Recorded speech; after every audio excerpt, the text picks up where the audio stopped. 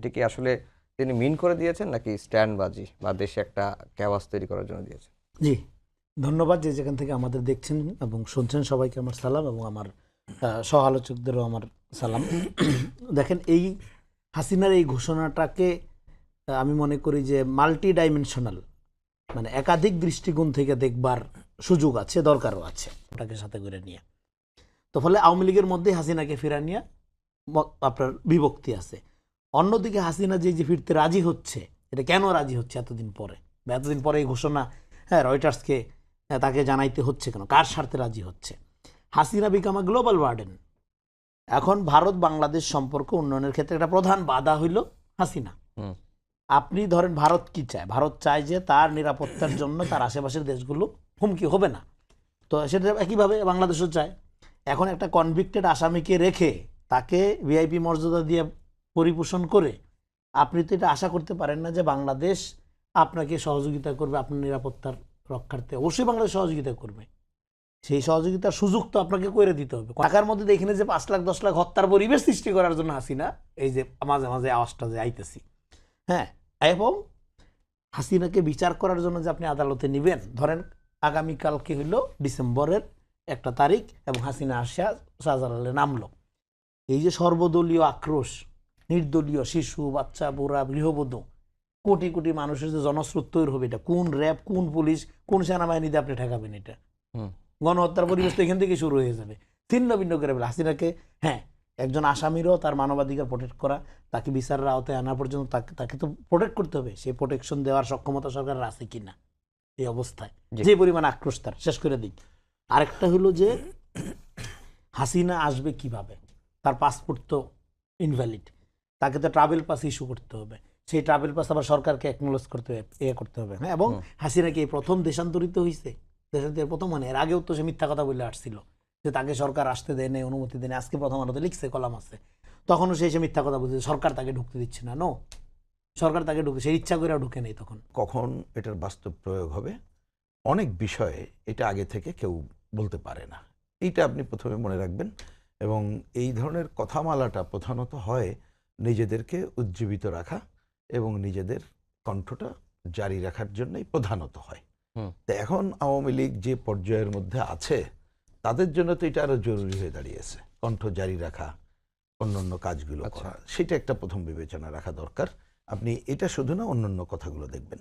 এইবার আমি আসি, এই যে আসার কথাটা হলো, দেখলাম আমিও যে একটা মিডিয়ার মাধ্যমে, এবং আপনি সরকারের কিছুদিন আগে, যদি আমি ভুল না করি, যে সামাওয়াত, তিনি তাকে জিজ্ঞেস করার পর উনি বলছিলেন যে হ্যাঁ, আমরা চেষ্টা করছি কিন্তু কোনো অগ্রগতি নাই। তার মানে এটা আছে। কারণ এইটার উপরে কিন্তু অনেক কিছু নির্ভর করছে, এবং সেই তাদের এই ভূমিকাটা নির্ভর করে কিন্তু অন্তত পক্ষে অনেকগুলোর বাদে যদি দুইটা দিক ঠিক আমরা চিন্তা করতে পারি। একটা হচ্ছে যার যার স্বার্থ কি আছে বাংলাদেশের প্রতি, সেক্ষেত্রে এই শেখ হাসিনার বাংলাদেশে ফেরার ক্ষেত্রে কার কি লাভ লোকসানের ব্যাপার আছে, এইসব বিবেচনা কিন্তু করেই এই দেশি বিদেশি গ্রুপ যা, তাদেরই একটা বিবেচনা বা সিগন্যাল নানাভাবে আসা না আসার, এটা কিন্তু থাকবে। এইটার বাইরে হঠাৎ করে কিছু ঘটবে, এইটা বিবেচনা করা ভুল। থার্ড, এটা কিন্তু বিবেচনা আমাদের রাখতেই হবে। আসলে ওই জায়গাটাও যদি ঠিকঠাক হয় বলে ধরলাম যে আসার কাজটা হলো, আসার চেষ্টাটা হলো। আমি চেষ্টার কথাটা বলছি, কারণ আসটা তো বললেই হয় না, পরিস্থিতিটা এরকম না যে টুপ করে চলে আসলাম, এটা তো আর হবে না। ও আলোচনা সবাই জানে, আমি ওইটা যেন সময় নষ্ট না করি। এর জন্য অন্তত পক্ষে আমাদের দেশের বাস্তব পরিস্থিতিটা কি, মানে যখন তিনি যদি চান্স নেন, আমি চান্স নেওয়া বলতে চাইছি আর কি, দেশের বাস্তব পরিস্থিতি, তার মধ্যে এই বাস্তব পরিস্থিতির অন্ততপক্ষে দুইটা জরুরি ফ্যাক্টর। একটা সরকারের অবস্থান কি, আর একটা হচ্ছে জনগণের মনোভাব কি। সেই ব্যাখ্যা আপনি আপনার হিসাব মতোই করতে পারেন। কারণ জনগণ যদি, কথার কথা, আমি এটা হাইপোথেটিক্যালি বলছি, যে খুব ক্ষুব্ধ, কোনোভাবেই ঢুকতে দেবে না, তাহলে তো অন্য জিনিস। আবার হইল এই সরকার এবং অন্যরা মিলায় এমন তালগোল পাকায় ফেললো, সরকার এবং জনগণই ক্ষুব্ধ হয়ে তার প্রতি সমর্থন জ্ঞাপন করে। আমার কাছে কিন্তু এখনো সুনির্দিষ্ট, খুব গভীর বিশ্লেষণ থেকে যদি বলি, সেই উত্তর আমি জানি না। আপনাদের কাছে একেবারে আমি বলছি কি, একেবারে আপনি সূক্ষ্মত বিবেচনা করে উত্তর আছে কিনা, যে তিনি যে এখান থেকে গেলেন, আমরা তো জেনারেলি বলি যে এত বড় একটা অভ্যুত্থান তিনি যেতে বাধ্য হয়েছেন, পালিয়ে গেছেন, অনেক কথা বলি, সেটা অন্য আলোচনা, ঠিকই আছে। কিন্তু এইখানে যে প্লেনে চড়ে তিনি গেলেন কাদের সম্মতিতে, এবং ওইখানে যাওয়ার পরে তারা যে অভ্যর্থনা জানালো, এইটাকে তো আপনি হেলাফেলা করতে পারেন না।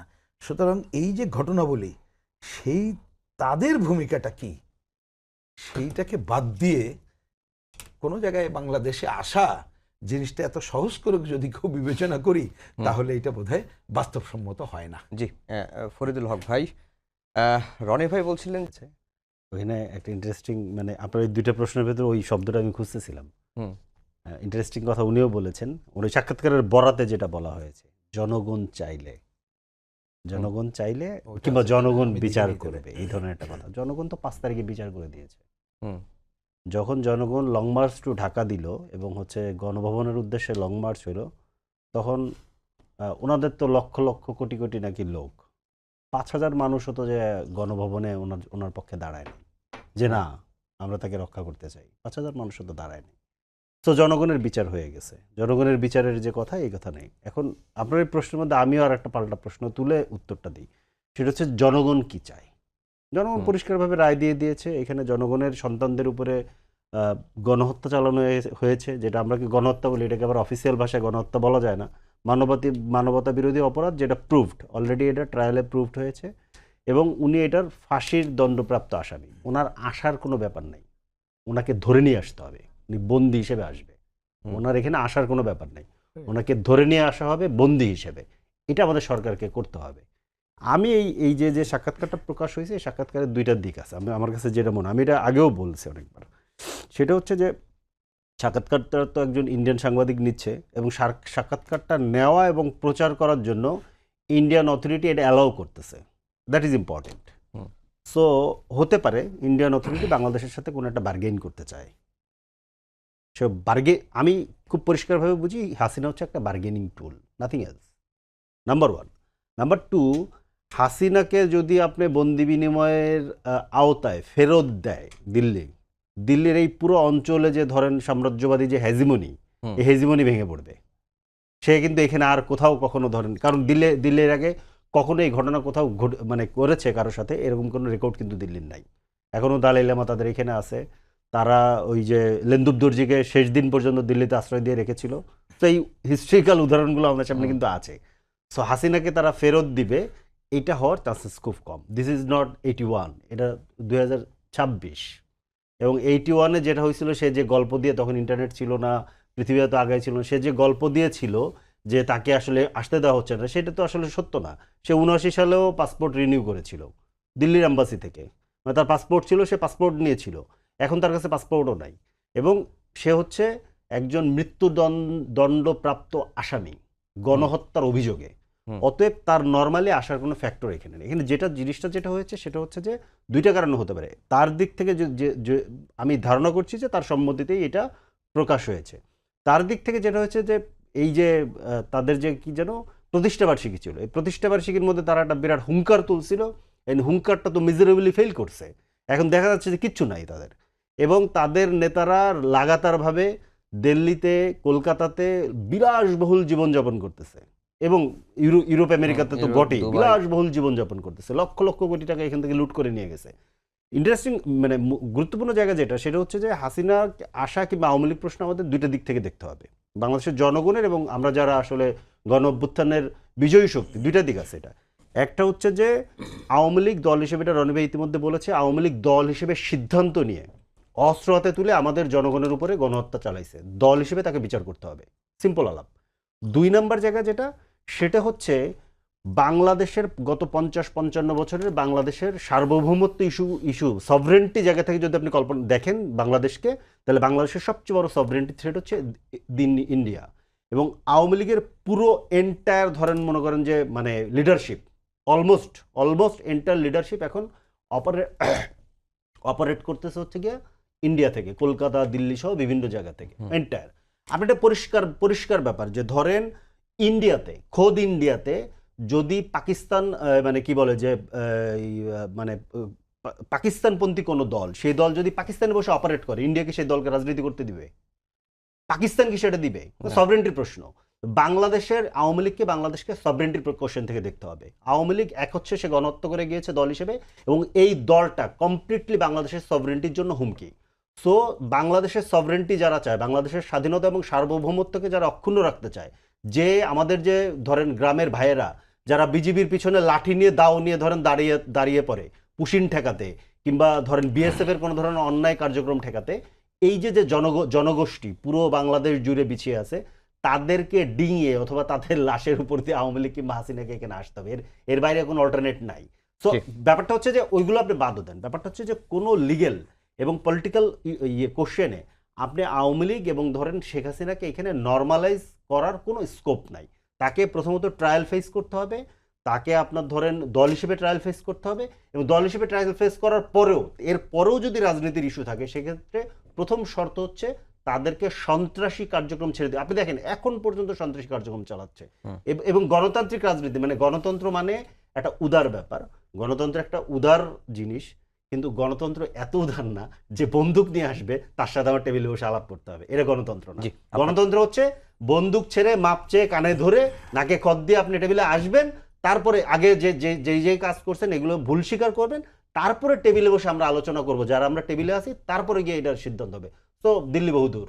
জি, যেটি ফরিদ ভাই বললেন যে বার্গেনিং টুল হিসেবে ব্যবহার করা হচ্ছে শেখ হাসিনাকে, বা এর আগে আমরা দেখলাম যে অন্তর্বর্তীকালীন সরকারের সময় তখন তিনি কথা বলছিলেন, সাক্ষাৎকার দিচ্ছিলেন, তখনও অন্তর্বর্তীকালীন সরকারের তরফ থেকে তার কথা বলা বন্ধ করার জন্য বারবার তৎপরতার কথা শুনেছি।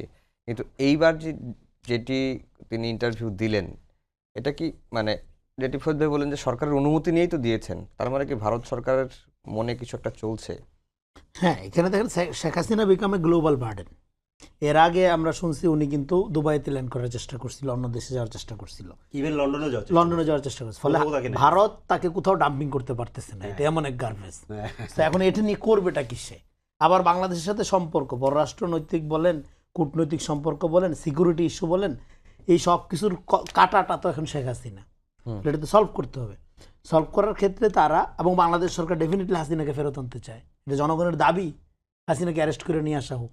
প্রয়োজনে এরপরে কি করবে সরকার? ইন্টারপোল থেকে রেড অ্যালার্ট জারি করতে হবে, ইন্টারপোলের কাছে যেতে হবে সরকারের।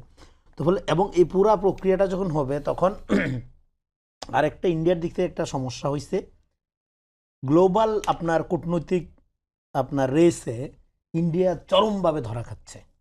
শুধু সাউথ এশিয়াতে গণঅভ্যুত্থানের মধ্যে দিয়ে একটা রেজাল্ট সে পাইছে, হ্যাঁ, তার হাসিনা নির্ভর রাজনীতি পরাজিত হয়েছে, শুধু সেটাই না, গ্লোবালি তার নাকের ডগার শত্রু রাষ্ট্র পাকিস্তান আপনার ইরান ইসরায়েল যুদ্ধের নেগোসিয়েট করতেছে, তার কথায় ট্রাম্প চুক্তি করতেছে ইসরায়েলের সাথে।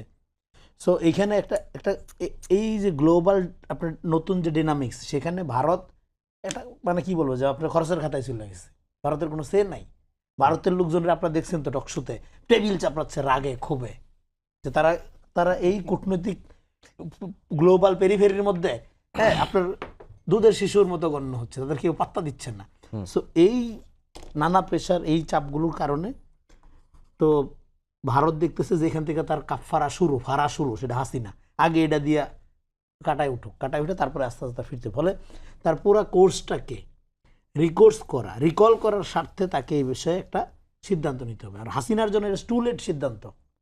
এখন তো অলরেডি পুনর্বাসিত হয়ে গেছে। আওয়ামী লীগের যারা অপরাধ করে নাই কিন্তু আওয়ামী লীগ করতো, রাজনীতি মনে করতো, তারা তো এই নির্বাচনের মধ্য দিয়ে পোস্ট আওয়ামী লীগের রাতে প্রবেশ করে গেছে। তারপরেও এখানে আওয়ামী লীগকে নর্মালাইজ করার যে ধরনের সাংস্কৃতিক প্রগতিশীল প্রচেষ্টা, সেগুলোর জন্য তো প্রিন্স ভাইরা আছে দেশে। আপনার যদি সাংস্কৃতিক ধরেন আপনি একজন প্রগতিশীল সংস্কৃতি চর্চা করবেন, করবেন, সেটার জন্য এখানে একটা ডেমোক্রেটিক সরকার আছে, সেটাও যদি না পোষায়, এখানে প্রোগ্রেসিভ ফোর্স আছে তো, রাজনীতি করতেছে তো, তারা আপনাদের শেল্টার দিবে, সমস্যা নাই তো। প্রিন্স ভাইয়ের দায়িত্ব হ্যাপিলি তুলে নিবে, আওয়ামী লীগের এই জন্য কোনো দরকার নেই। ফলে আপনারা যারা আওয়ামী লীগকে রাজনীতি মনে করেন, হ্যাঁ, এই যে ধরেন কয়েকদিন আগে শাওনের মতো লোকজন কথাবার্তা বললে বা করে, দরকার নেই তো। এখানে গণতন্ত্র মনা, প্রোগ্রেসিভ, কালচারালি খুবই রিচ এরকম পলিটিক্যাল পার্টি আছে, হ্যাঁ, প্রিন্স ভাইয়ের আছে, আর অনেকেই আছে। তো তারা আপনাদের প্রোটেক্ট করবে, কোনো সমস্যা নেই। আওয়ামী লীগের ভূত থেকে আপনারা নামেন। আরেকটা হলো এখানে যদি হাসিনা ফিরেও সেইখানে সেটাকে দেখা হবে তো, মানে অ্যারেস্ট হিসাবে জেলে থাকুক, ফাঁসি হোক, যাই হোক, পুরা প্রক্রিয়াটাকেই তো দেখা হবে যে ইন্ডিয়ান অ্যাসেট হিসাবে দেখা হবে। এবং সেক্ষেত্রে ইন্ডিয়ার ব্যাপারে এখানে তো একটা ফয়সালা হয়ে গেছে। বাংলাদেশে ভারত এখন এখানে বলটা আসলে ভারতের কোর্টে। ভারতকে পুরা কোর্সটা রিরাইট করতে হবে, রিথিঙ্কিং করতে হবে। এটা ভারতের থিঙ্ক ট্যাঙ্ক যারা আছে তাদের লেখালেখি যদি আপনারা পড়েন, তাদের গবেষণাগুলো যদি দেখেন, তারা প্রত্যেকে বলতেছে যে বাংলাদেশের ক্ষেত্রে তাদের পররাষ্ট্রনীতিটা ভুল ছিল, যার খেসারতটা তারা শুধু সাউথ এশিয়া বাংলাদেশ ভারত রিলেশনে দিচ্ছে তা না, গ্লোবালি দিতে হচ্ছে তাদের আজকে। তো এই জন্য তার দরকার হইল এখানে পুরা পররাষ্ট্রনীতির ক্ষেত্রে আমাদের বাংলাদেশ, দেখেন পররাষ্ট্রনীতির মূল কথাটা কি, ভারত বিরোধিতা করা তো আমাদের কালচার না। আমাদের মূল সমস্যাটা কোথায় ভারতের সাথে? সমস্যাটা হইলো ভারত আমাদেরকে হিউমিলেট করে, ভারত আমার মর্যাদা বোধকে আহত করে। আমার পররাষ্ট্রনীতি শুরু হবে, আপনি তো আগে আমাকে রেকগনিশন দেবেন, আমাকে রেসপেক্ট করবেন, কিন্তু আপনি আমাকে হিউমিলেট করার মধ্য দিয়ে আবার বন্ধুত্বের কথা বলতে পারেন না। আর বন্ধুত্ব নিয়ে এটা ছোটবেলার থেকে ওয়াজ করতেছি, এনিমি পারসেপশনের উপর স্টেট ডেভেলপ হয়, ফ্রেন্ড পারসেপশনের উপর না। একটা রাষ্ট্র আরেকটা রাষ্ট্র থেকে আলাদা হয়, ভাষা সংস্কৃতি এক থাকলেও সেটা এনিমি পারসেপশনের কারণে হয়, নট ফ্রেন্ড পারসেপশন। তারপরে আমরা বন্ধুত্ব করব। আমি ধৈর্য নিব যে প্রত্যেক রাষ্ট্রে আমার জন্য থ্রেট, হুমকি, এটা ধৈর্য নিয়ে আমি বন্ধুত্ব করব, শিক্ষা বাণিজ্য অর্থনীতি এগুলি বাড়ানোর আয়োজন করব। বন্ধু ধৈর্য নিয়ে পৃথিবীতে কোনো রাষ্ট্র ফাংশন করে না। এটা ফাউন্ডেশনাল সমস্যা আমাদের এখানে পররাষ্ট্রনীতির ক্ষেত্রে করে দেওয়া হয়েছে 50 বছর ধরে, এটা চেঞ্জ করতে হবে। ফলে ব্যাক টু দ্য প্যাভিলিয়ন, আপনার এখানে আওয়ামী লীগের ব্যাপারে পলিটিক্যালি আওয়ামী লীগ, যেটা আমরা শুরু থেকে 5 তারিখের পরেই আমরা যেটা বলছিলাম, আগামী দিনে বাংলাদেশ এই কান্ট্রি উইদাউট আওয়ামী লীগ। এখানে আওয়ামী লীগের ফেরার প্রশ্নটার সবচেয়ে বড় কারণটা কি জানেন? কেন আওয়ামী লীগের রাজনীতি আর মানুষ করবেন? আওয়ামী লীগই করবেন, আওয়ামী লীগের রাজনীতি কারে দিয়ে করবেন? কেন করবে না? কারণ এখানে একটা ডেমোক্রেটিক পলিটিক্স যখন শুরু হবে, যখন আওয়ামী লীগের যারা সমর্থক তাদেরকেও যখন আমরা প্রোটেক্ট করব, সমর্থক অপরাধীদের বিচার করে প্রোটেক্ট করা, আমরা রিকনসিলিয়েশনের কথা এই জন্য বলছিলাম, তখন তারা দেখবে যে রাজনীতি এবং আওয়ামী লীগ আলাদা জিনিস। এবং এখানে যখন মানুষের মর্যাদাবোধ, আপনার সাংস্কৃতিক ফেথ ফ্রিডম এগুলো যখন নিশ্চিত করা হবে, এমনিতেই কাঠামোগত আওয়ামী লীগের যে ট্রাইবাল আপনার সন্ত্রাসবাদী রাজনীতির যে কাঠামো, সেটাই ইরেলেভেন্ট হয়ে যাবে, অপ্রাসঙ্গিক হয়ে যাবে। আপনি ধরেন মুঘল আমলের পয়সা, ধরেন মুঘল আমলের ভান্ডার, যদি শাহজাহানের ভান্ডার যদি আমি আপনার এখন লিখে দিই, এটা নিয়ে আপনি গেলে তো একটা পাউরুটিও কিনতে পারবেন না, কোনো লাভ নেই। ওই সময় তো অনেক বিশাল ছিল, একটা মোহর পাইলেই আপনি রাজ্য কিনে ফেলতে পারতেন অর্ধেক, কিন্তু এখন এটা অচল।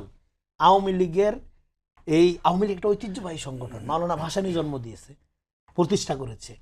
এইটার অর্ধেক জানাজা শেখ মুজিব বাকশাল কায়েম করার মধ্যে দিয়ে করছে, আর বাকি কফিনের শেষ পের একটা হাসিনা ফেসিবাদ কায়েম করার মধ্যে দিয়ে করছে। তো ঐতিহ্যবাহী সংগঠন কেউ অস্বীকার করতেছে না, কিন্তু ঐতিহ্যেরও শেষ আছে, শুরু আছে যেমন শেষ আছে, শেষ হয়েছে। তো এখন এখানে নতুন রাজনৈতিক কাঠামো তৈরি হয়েছে, এনসিপি, গণঅভ্যুত্থানের শক্তি আমরা অনেক সমালোচনা করি, জামাতের আমরা অনেক সমালোচনা করি, জামাত আমাদের অনেক নিন্দা করে, ওকে ফাইন। এখানে তো কোনো স্পেস ফাঁকা নাই।